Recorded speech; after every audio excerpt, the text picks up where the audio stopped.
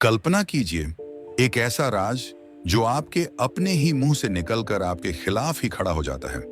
एक ऐसी गलती जो आपकी जुबान से निकलते ही आपके सुख को निगल लेती है। क्या आप जानते हैं, हमारे 90% झगड़े, तनाव और दुखों की जड़ हमारी अपनी ही बेबाक जुबान होती है। आज की यह बौद्ध कहानी आपको सिखाएगी 7 ऐसे अचूक सिद्धांत जिन्हें अपनाकर आप गुप्त रहस्यों को सदा सुरक्षित रख सकेंगे, धोखे और मजाक का शिकार होने से बच जाएंगे, परिवार और समाज में सम्मान पा सकेंगे। चेतावनी, यदि आप इन नियमों को अनदेखा करते हैं तो आपका विश्वास, प्रेम और स्वाभिमान सब खतरे में पड़ सकता है। किसी समय की बात है, गंगा के तट पर बसे एक रंग बिरंगे कस्बे सूरजपुर में विक्रम नाम का एक युवक रहता था। सूरजपुर न तो कोई चमचमाता शहर था, न ही इतना छोटा कि उसकी कहानियां हवा में गुम हो जाएं। यहाँ की हवाओं में मंदिरों की घंटियों की मधुर आवाज, गंगा के घाटों पर साधुओं के भजनों की गूंज और बाजार में मसालों की तीखी खुशबू और मिठाइयों की मिठास तैरती थी। लेकिन विक्रम का जीवन इन रंगों से कोसों दूर था, जैसे कोई काला सफेद चित्र जो रंगों की भीड़ में खो गया हो। विक्रम का जन्म एक साधारण परिवार में हुआ था। उसके पिता रामदास खेतों में पसीना बहाने वाले मजदूर थे और मां लक्ष्मी पड़ोस के घरों में बर्तन मांजकर 2 वक्त की रोटी का इंतजाम करती थीं।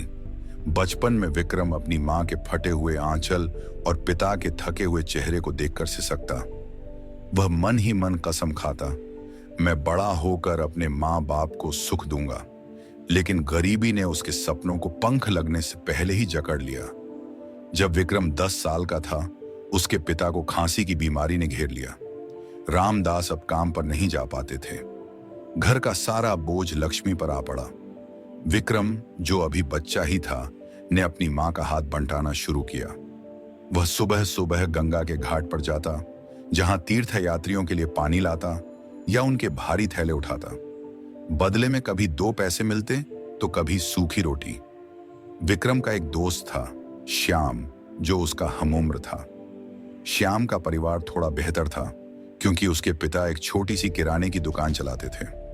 दोनों दोस्त घाट पर पत्थर उछालते, मछलियां पकड़ने की नाकाम कोशिश करते और गंगा के किनारे बैठकर बड़े बड़े सपने बुनते। श्याम अक्सर अपनी जेब से मिठाई निकालकर विक्रम को देता और कहता, विक्रम, एक दिन हम सूरजपुर के सबसे बड़े आदमी बनेंगे, हमारा नाम दूर दूर तक जाएगा।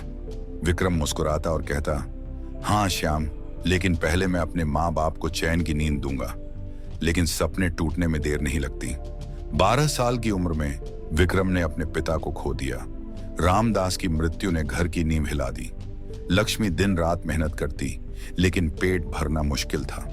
विक्रम ने स्कूल का रास्ता छोड़ दिया और पूरी तरह काम में जुट गया।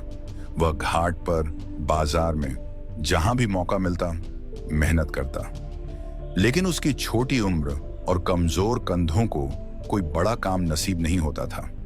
समय ने पलक झपकते विक्रम को 25 साल का बना दिया। उसकी मां लक्ष्मी अब बूढ़ी हो चली थी और काम नहीं कर पाती थी।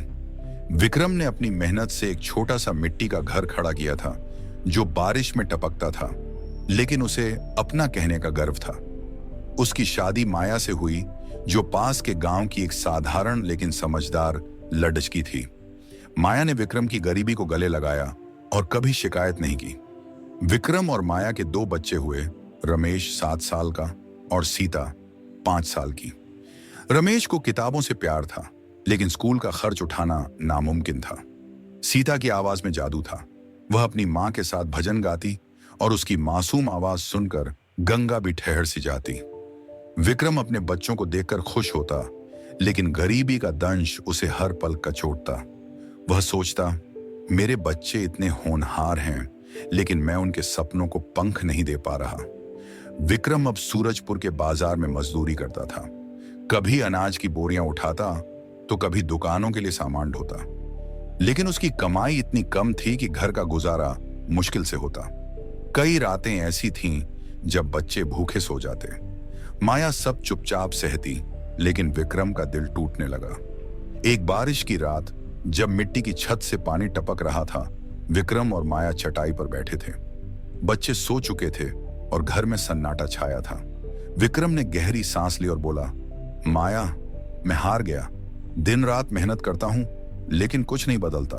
हर दरवाजे पर वही जवाब, कोई काम नहीं। मैं अपने बच्चों का पेट कैसे भरूंगा? माया ने उसका हाथ थामा और कहा, विक्रम, मेहनत के साथ दिमाग भी लगाना पड़ता है। तुम काम मांगने जाते हो, एक बार पूछते हो और लौट आते हो।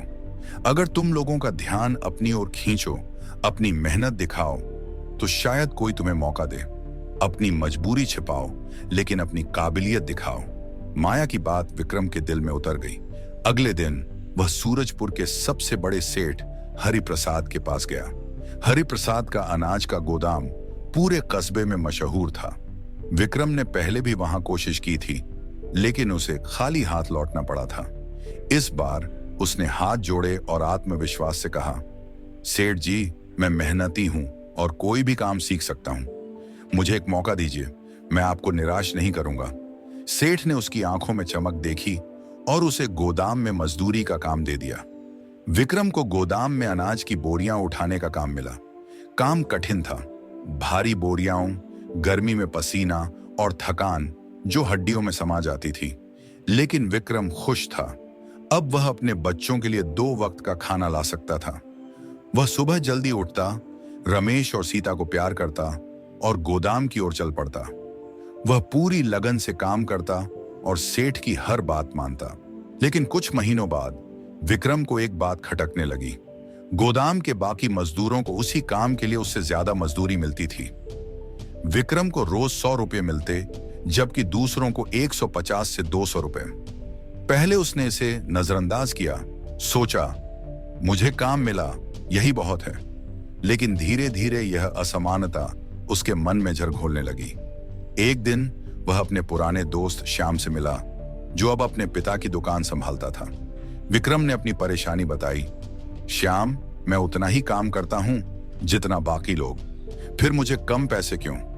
यह तो अन्याय है। श्याम ने गंभीरता से सुना और बोला, विक्रम, सेठ ने तुम्हें कमजोर समझा। तुम्हें उससे बात करनी चाहिए। अपनी मेहनत का हक मांगो। श्याम की बात ने विक्रम को हिम्मत दी। अगले दिन काम के बाद वह सेठ हरिप्रसाद के पास गया और विनम्रता से बोला, सेठ जी, मैं बाकियों जितना काम करता हूं, फिर मुझे कम मजदूरी क्यों? क्या मेरी मेहनत में कमी है? सेठ ने उसकी ओर देखा और ठंडे लहजे में कहा, विक्रम, मैंने तुम्हें काम दिया, यह क्या कम है?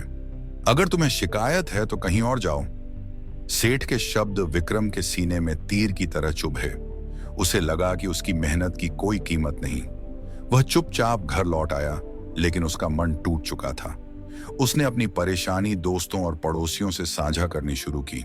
वह कहता, सेठ बहुत कंजूस है, मुझे कम पैसे देता है और ज्यादा काम करवाता है। शुरू में लोग उसकी बात सुनते, लेकिन जल्द ही उसकी शिकायतें उन्हें उबाने लगीं। उसके साथी मजदूर गोपाल ने एक दिन तंग आकर कहा, विक्रम, हर समय सेठ की बुराई क्यों करता है? अगर इतनी तकलीफ है तो दूसरा काम ढूंढ लो। गोपाल की बात सुनकर विक्रम को गुस्सा आया, लेकिन वह खामोश रहा। उसे लगने लगा कि कोई उसका दर्द नहीं समझता। विक्रम की शिकायतें अब सूरजपुर की गलियों में गूंजने लगीं। लोग आपस में फुसफुसाते, विक्रम कितना नादान है। सेठ ने उसे काम दिया और यह उसकी बुराई करता है। कोई उसे दया से देखता तो कोई उसका मजाक उड़ाता। विक्रम को इन बातों का पता चला और उसका आत्मसम्मान और चूर चूर हो गया। सेठ हरिप्रसाद ने अब विक्रम से और ज्यादा काम लेना शुरू कर दिया। उसे बोरियां उठाने के साथ साथ गोदाम की सफाई, हिसाब किताब और कभी कभी रात तक काम करना पड़ता था। लेकिन मजदूरी वही 100 रुपये। विक्रम का मन अब काम से पूरी तरह उचट गया। वह सोचता, मैं इतनी मेहनत करता हूं और बदले में अपमान और ठोकरें मिलती हैं। आखिरकार एक दिन विक्रम का सब्र टूट गया। उसने सेठ से कहा, सेठ जी, मैं अब और नहीं कर सकता। आप मुझसे जानवरों की तरह काम करवाते हैं और बदले में कुछ नहीं देते। मैं जा रहा हूं। सेठ ने उसे रोकने की कोशिश नहीं की, बस इतना कहा, ठीक है विक्रम, जैसी तुम्हारी मर्जी। विक्रम घर लौटा, लेकिन अब उसके पास आय का कोई जरिया नहीं था। माया ने चिंतित होकर पूछा, विक्रम, तुमने काम क्यों छोड़ दिया? अब हम क्या करेंगे? विक्रम ने गुस्से में जवाब दिया, माया, मैं वहां अपनी इज्जत नहीं बेच सकता था, मैं दूसरा काम ढूंढ लूंगा। लेकिन सूरजपुर में काम मिलना आसान नहीं था। विक्रम फिर से गलियों में भटकने लगा, लेकिन हर जगह वही जवाब, कोई काम नहीं। घर का खर्च बढ़ता जा रहा था। माया ने अपने कुछ गहने बेचे, लेकिन वह भी जल्द खत्म हो गया। विक्रम ने दोस्तों और रिश्तेदारों से मदद मांगी, लेकिन अब लोग उससे मुंह फेरने लगे। श्याम ने थोड़ा अनाज दिया, गोपाल ने कुछ पैसे, लेकिन धीरे धीरे सबने दूरी बना ली। लोग आपस में ताने मारते, विक्रम कितना बेवकूफ है, सेठ ने उसका फायदा उठाया और अब यह हमसे भीख मांगता है। विक्रम को इन बातों का पता चला और उसका दिल टूटकर बिखर गया। वह दिन रात तनाव में डूबने लगा। नींद उसकी आंखों से कोसों दूर थी। एक दिन माया ने विक्रम से कहा, विक्रम, तुम ऐसे हार नहीं मान सकते, हमारे बच्चों के लिए हमें फिर से उठना होगा। विक्रम ने उसकी बात सुनी, लेकिन उसका मन खाली था। तभी उसे अपनी पड़ोसन बुजुर्ग सरला की बात याद आई। सरला ने बताया था कि पास के गांव में एक बौद्ध भिक्षु आए हैं, जिनकी बातें लोगों का जीवन बदल देती हैं। विक्रम ने सोचा, शायद यह मेरा आखिरी मौका है। अगले दिन वह उस गांव की ओर चल पड़ा। रास्ते में सूरज की तपिश उसे जलाती रही, लेकिन उसके मन में एक छोटी सी उम्मीद जगमगा रही थी। गांव पहुंचकर उसने देखा कि एक बरगद के पेड़ के नीचे भिक्षु बैठे हैं। उनका चेहरा शांति की मूर्ति था और उनकी आंखों में करुणा का सागर। उनके आसपास लोग उनकी बातें सुन रहे थे। विक्रम भिक्षु के पास गया, उनके चरणों में गिरा और रोते हुए बोला, महाराज, मेरी जिंदगी बर्बाद हो चुकी है। मेरा सेठ मेरे साथ अन्याय करता था, मेरे दोस्त मेरा मजाक उड़ाते हैं और मेरे अपने मुंह दया की नजर से देखते हैं। मुझे कोई रास्ता नहीं दिखता। भिक्षु ने उसे प्यार से उठाया और बोले, विक्रम, शांत हो जा, अपनी पूरी कहानी मुझे बता। विक्रम ने अपनी जिंदगी का हर दुख बयां किया, गरीबी, सेठ का अन्याय, दोस्तों की बेरुखी और अपने टूटे मन का हाल। भिक्षु ने उसकी बातें ध्यान से सुनी और बोले, विक्रम, तुम्हारे दुखों की जड़ तुम्हारा अविवेक है। कुछ बातें ऐसी होती हैं जो इंसान को अपने तक रखनी चाहिए। मैं तुम्हें 7 ऐसी बातें बताता हूं जिन्हें कभी किसी के सामने नहीं खोलना चाहिए। इन्हें अपनाओ और तुम्हारा जीवन बदल जाएगा। अपनी मजबूरी छिपाओ। जब तुम अपनी गरीबी या परेशानी दूसरों को बताते हो, तुम उनकी दया के पात्र बन जाते हो। हो सकता है कोई आज मदद कर दे, लेकिन कल वही तुम्हारा फायदा उठाएगा। तुमने सेठ को अपनी मजबूरी दिखाई और उसने तुम्हें कम मजदूरी देकर शोषण किया। अपनी तकलीफ को सीने में दबाओ और चुपचाप मेहनत करो।